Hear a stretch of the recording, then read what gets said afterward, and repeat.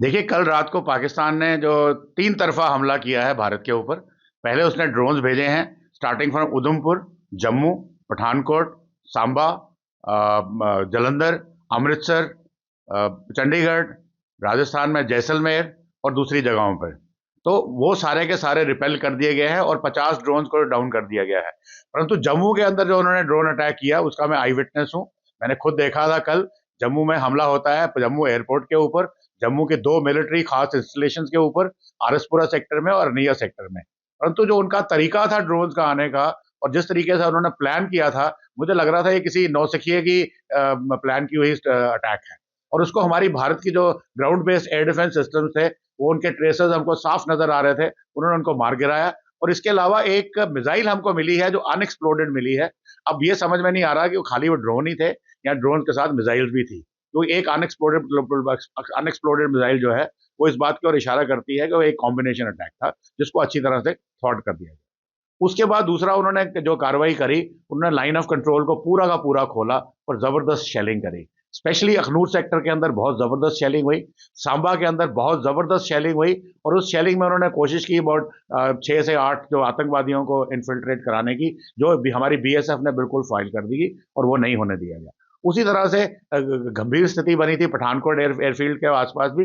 और वहां पे भी अभी आधिकारिक सूत्रों ने हमें कुछ नहीं बताया है, परंतु जो लोग ग्राउंड पे बता रहे हैं वो कह रहे हैं शायद एक F-16 और 2 JF-17 जो है वो मार गिराए गए हैं। और तीसरी तरफ से जो उन्होंने कोशिश करी थी कि सिविलियंस को टारगेट करने की, जो एक नापाक हरकत थी और उसके अंदर हमारा कुछ नुकसान भी हुआ है, कुछ सिविलियंस की जानें भी गई हैं। और इसकी रिटेलिएशन में भारत ने ना केवल लाइन ऑफ कंट्रोल के ऊपर हैवी आर्टिलरी के साथ पाकिस्तान को जवाब दिया है और बहुत ज्यादा उनकी कैजुअलिटीज को अंजाम दिया है, उनकी बहुत सारी गन पोजीशंस और उनकी फॉरवर्ड पोस्ट को डिस्ट्रॉय किया है। और उसके अलावा भारत ने जाकर के कराची में नेवल रॉकेट के थ्रू कराची पोर्ट के ऊपर बहुत सारी तबाही मचाई है, नेवल फोर्सेस के थ्रू, कामरा पोर्ट के थ्रू। और पूरा पूरा जो पाकिस्तान का सी स्पेस है नॉर्थ अरेबियन सी में, उसको ब्लॉकेट कर दिया गया है। और उसकी वजह से पाकिस्तान को आर्थिक रूप से बहुत ज्यादा हानि होगी। इसके अलावा भारत ने कराची, पेशावर में और लाहौर में और रावलपिंडी में भी कुछ टारगेट्स को स्ट्राइक किया है, जो प्योरली प्योरली आतंकवादी टारगेट्स हैं। और मिलिट्री टारगेट्स को, सिविलियन टारगेट्स को अभी हमने टच नहीं किया है।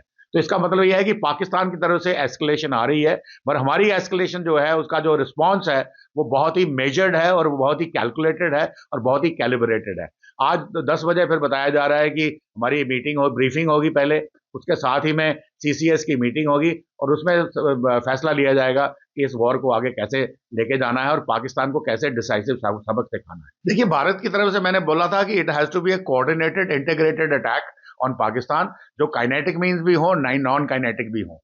अभी चूंकि पाकिस्तान ने 2 रात को लगातार अटैक किया है और जम्मू में तो कल रात को 2 बार किया है। एक रात को 8 बजे शुरू हुआ था और दूसरा सुबह बताया जा रहा है कि 4 बजे भी, 4 से लेकर आई थिंक 5:30 बजे तक भी अटैक हुआ है और एयर रेड सायरन बजे हैं। और उनके जो जितने भी ड्रोन्स आए हैं वो सारे के सारे निस्ते नाबूद किए गए हैं।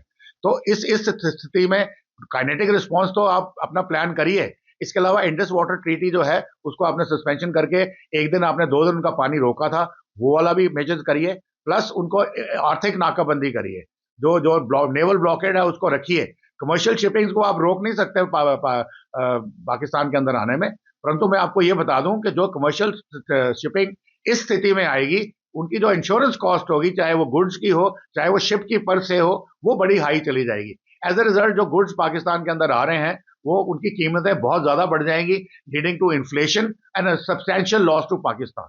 उसके साथ साथ में पाकिस्तान को यह भी बताना है, उनके सिविलियंस को यह बताना है कि देखिए, पाकिस्तान जो एक इंफॉर्मेशन वॉरफेयर के थ्रू थ्रू एक नैरेटिव बिल्डिंग करनी है, वो अन इस्लामिक है। और जो कुछ भी ये कर रहा है, ये कुरान और शरिया इसकी परमिशन नहीं देती है। अगर ये बात वो समझ जाएंगे तो वो आई एम श्योर जरूर they will be up in arms. और ऑलरेडी हमने देखा है कि इमरान खान साहब ने स्टेटमेंट दे दी है आर्मी चीफ के अगेंस्ट। और उन्होंने ऑलरेडी कल रात को बताया जा रहा था कि बहुत सारे पीटीआई के सपोर्टर्स जो है इमरान खान साहब की अडियाला जेल के बाहर इकट्ठे हो रहे हैं। तो अगर वो उठ के, अगर हम उनको थोड़ा प्रेशराइज करें कि वो इन आतंकवाद के आकाओं को एड्रेस करें, तो that will be a better sort of an option rather than going in for a purely full fledge war, जो किसी के हित में नहीं है।